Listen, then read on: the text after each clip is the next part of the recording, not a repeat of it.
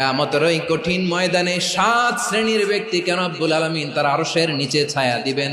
তার মধ্যে প্রথম শ্রেণীর ব্যক্তি হলো ইমামুন আদিল, যে ইনসাফের সাথে বিচার করে, যে জাস্টিস সমাজে সার্ভ করে, যে সুশাসন নিশ্চিত করে, ওই ইমামুন আদিল। আদিল শব্দটা বুঝছেন না? ইন্নাল্লাহা ইয়া'মুরু বিল আদল, পাইছেন?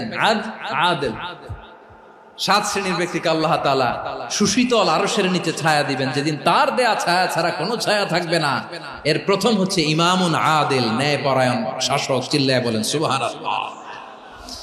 আবার বিশ্বনবী বললেন, ইন্নাল মুকসিতিনা ইনদাল্লাহি আলা মানাবিরা মিন নূর আন ইয়ামিনির রহমান। কিয়ামতের দিন যারা ন্যায় পরায়ণ হিসেবে আল্লাহর সামনে দাঁড়াবে, কিয়ামতের দিন রব্বুল আলামিন তার আরশের ডান দিকে ওই ন্যায় পরায়ণ লোকদের জন্য আরশের ডান দিকে একটা নূরের